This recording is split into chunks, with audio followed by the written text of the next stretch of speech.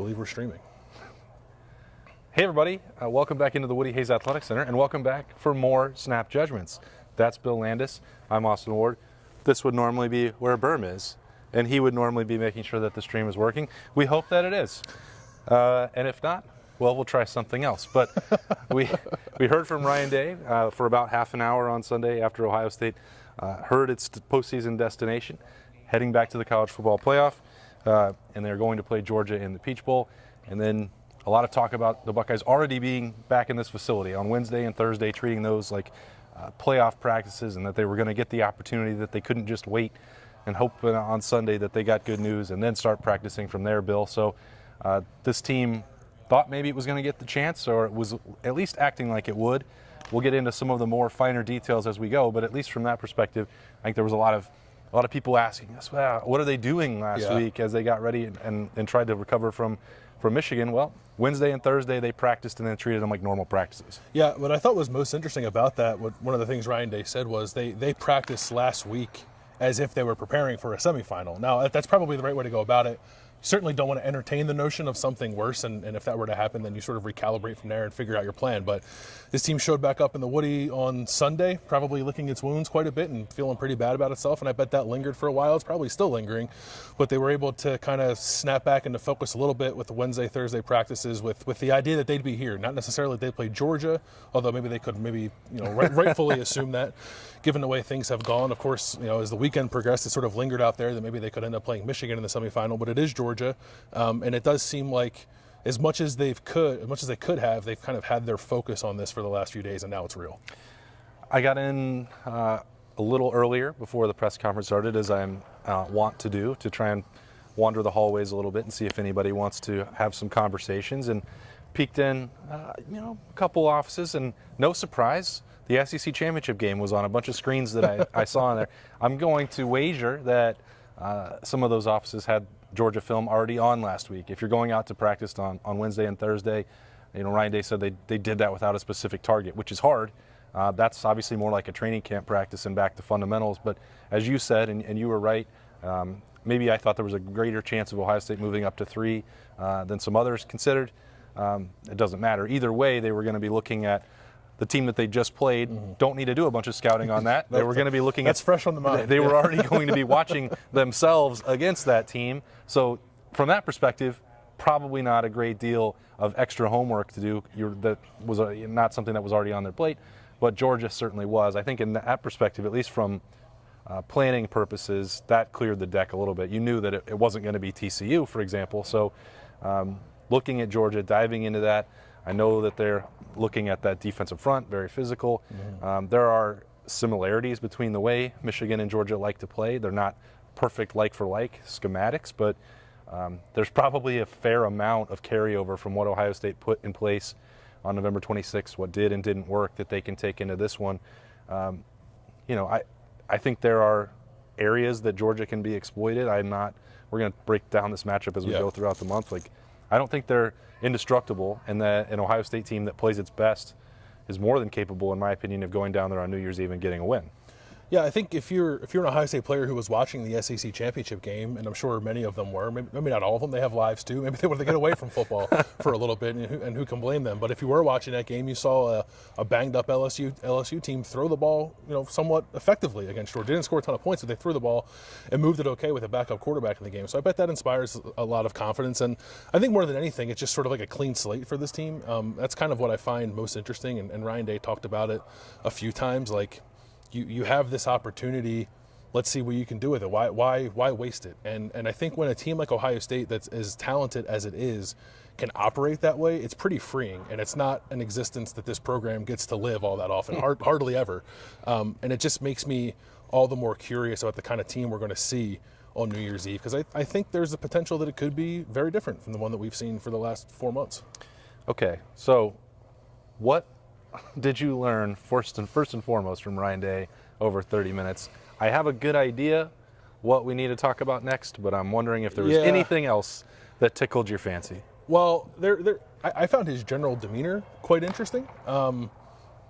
sort of maybe the most like he's projected confidence, I feel like, in one of those settings. And maybe that's reading far too much in the body language, but he never gives opening statements. He showed up and gave an opening statement about how excited they were for this opportunity, said the things that I just mentioned a moment ago. And I think he wants this team to play fast and loose when they get on the field with Georgia, and he kind of projected that, I thought, with his personality on Sunday when we talked with him about not getting consumed by the moment, not worrying about the potential national championship date with Michigan, like embracing this opportunity they've been given and kind of living in the moment and striving to perform at their best. And I don't know, it just felt kind of different for me in terms of message from him than what we're used to. That's pretty interesting. I hadn't thought about it that way, Bill, because if you compare it and contrast it, we talked about it, when was it? I don't even, almost 2 weeks ago, the Tuesday press conference before the game, and that was as serious as he's ever been. And we walk away and say, well, he's locked in. Like, there's no jokes, there's no smiles. Yeah. He's in serious business mode, and leadership has to come from the top, right? Mm-hmm. And if he was that tightly wound and feeling the pressure, you can imagine what that would be like for the rest of the team. And I think a lot of the way that we've talked about Ryan Day in the past is that the assassin mode, the killer instinct, the dark places that he goes in his mind, generally that's not something that people see. Yeah. He keeps it hidden, and he's easy to, with a smile, and he makes jokes, and he's more laid back. And that was always the contrast with Urban Meyer, the difference when they walked around. Like, we had to almost tell people that still existed for Ryan Day, but he was more outwardly projecting that sort of, I don't know if it was pressure or focus or whatever he was conveying or feeling. And that wasn't the way that he normally operates. So again, it's easy for us to sit here in hindsight and assign that value, but to your point about today and comparing that to 2 weeks ago, it's dramatically different. And there's still 4 weeks to go before this game is actually going to be played, but I do sense that pressure is off, and that maybe one of the things that they learned, not getting into calling bubble screens or stretch to the boundary, or what you're doing with you cover zero blitz, beyond the schematic part, which obviously Ohio State will be looking at and working, like the mindset, the mentality of the team, maybe that's something that they tweak and will just naturally be different this time around. Yeah, I think it will be. And there's like a way to be locked in, because Ryan Day wasn't in there cracking jokes. He still looked like he didn't want to be there talking to us. But at the same time, he did feel a bit looser to me than he did. Certainly the last time we spoke to him, which was after the Michigan game, but even in stark contrast to the Tuesday before that, as you mentioned. Mm-hmm. So it doesn't guarantee him anything. But I do think it's helpful if he can project that to his team. It's like, listen, you're about your business. You're not like just happy to be here, because Ohio State doesn't operate that way. Right. But I do think a different kind of mindset, and the fact that they're not playing Michigan, I think helps that along a little bit. Can really be beneficial to them on the field. Okay, we went about 6 weeks where we put this topic aside. Mm-hmm. So we talked about it too much for some people, not enough for some others, but there wasn't anything for us to update, so we didn't talk about Jackson Smith-Njigba. We had said all along that the timeline for the game was the most optimistic one, and probably not the most realistic one. Now, the way that transpired, Ryan Day's answer about this was not the most optimistic from a return possibility for Jackson Smith-Njigba. He was asked, and then I followed up to be more specific about it, whether this was a health issue or an opt-in issue, and he said a little bit of both, and I think that is pretty telling. And I just wonder, because if you're talking about 6 weeks and maybe the possibility looks like the injury lingers and you're not going to be able to return, if you're not spending every single moment around the program or still going to school, which they still have to do, right, despite the professionalism of this sport at the college level, I wonder if there are other complications that have to be weighed here. He said it's just going to be something that they're going to try and figure out in the next couple days. I said, well, how long until you decide? It's not something that you can just take all the way up till December 31st. They're going to have an answer on if he's practicing, if he's full go, and all that other things. He's certainly, talking on social media if he plans to be back, but he has not addressed that himself, and Ryan Day's answer was not the most clear. It was not. It was pretty vague, and I know people are probably frustrated by that. We are a little bit too. We'd like more clarity on it. I don't know if they can give it, frankly. There's probably still some things they need to work out to that end. You raise a good point about sort of the logistics of this. Like, we know that he's been away from the team for at least a little bit.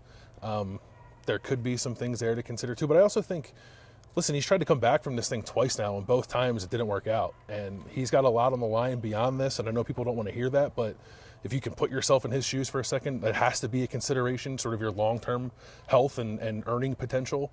And do you want to jeopardize that? And you know, some guys, I don't want to project that on Jackson. I don't know what he's thinking, but I think that's part of the calculus here too. So we'll see, I guess, is the best way to put it. Like, we can try to read between the lines, and if we do that, it doesn't sound all that promising, but I don't know, hopefully we get clarity here in a couple of days. Yeah, it's a hard thing for anyone his age and with his future ahead of him.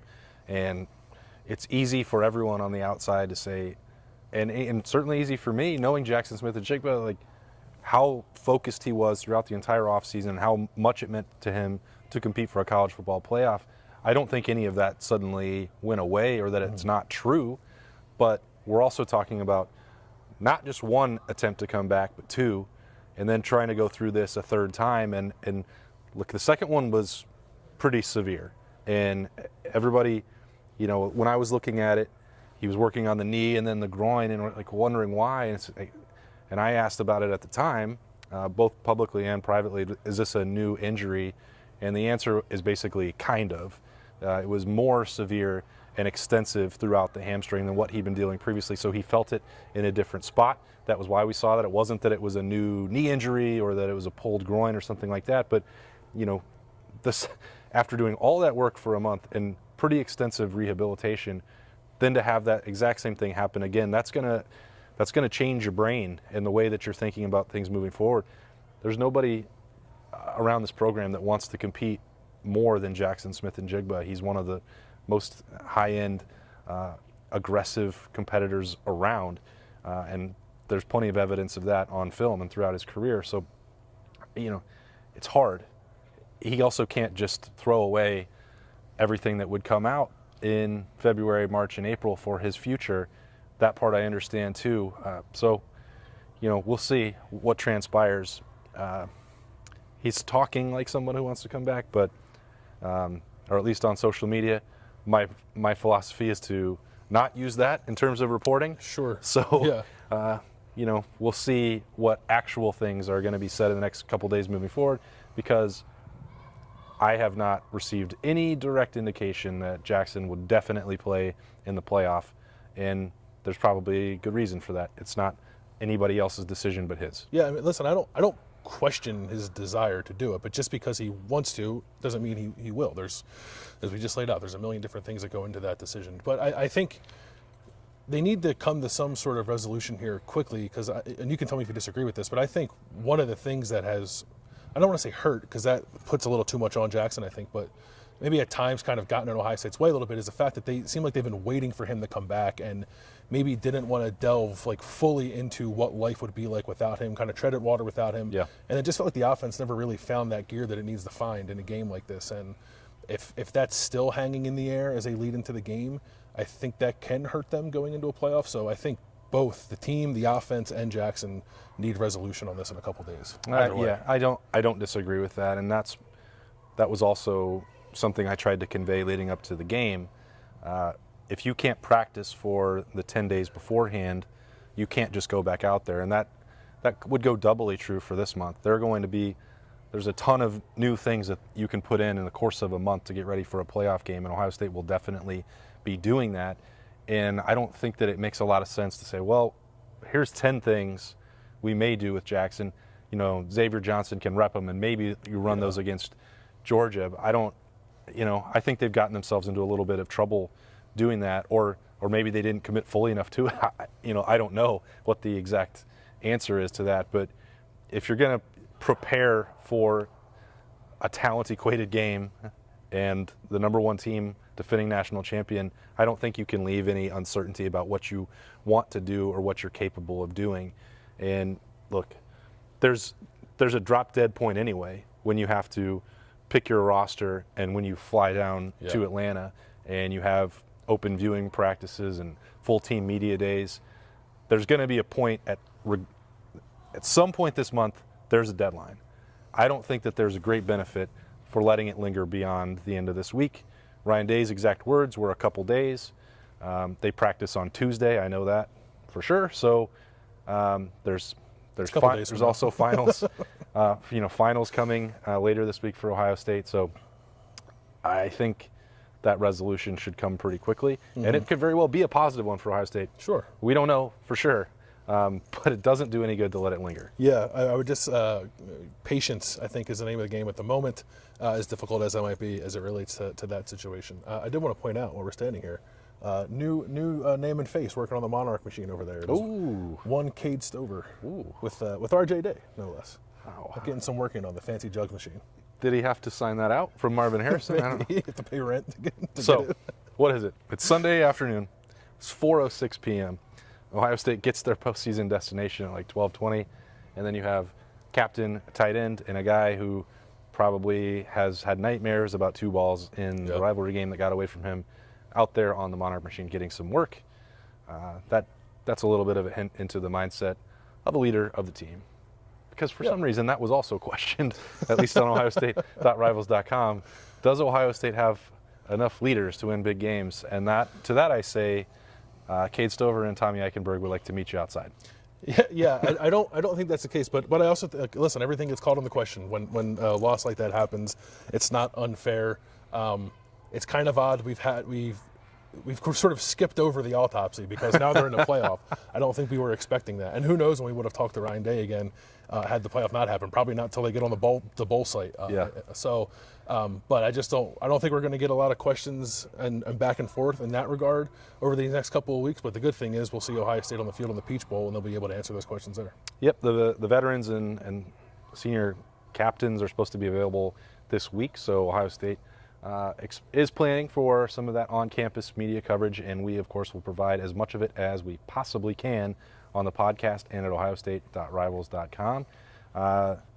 Big time props to Bill Landis for figuring this out.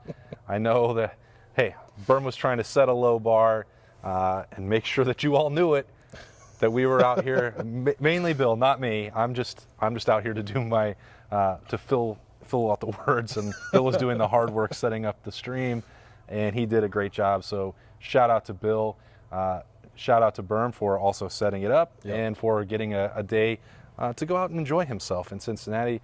Maybe the Bengals can also give him a win to cap a pretty good weekend for the state of Ohio. Well, I don't know what's going on with the Browns. They don't count. They don't count. Forget about that. Never mind. But shout out to Bill for making sure we get some snap judgments to you all as Ohio State is officially set to play Georgia in the Peach Bowl. They are back in the college football playoff, the third time in 4 years. For Ryan Day, for Bill, I am Austin Ward. Thanks for joining us. We will see you again tomorrow.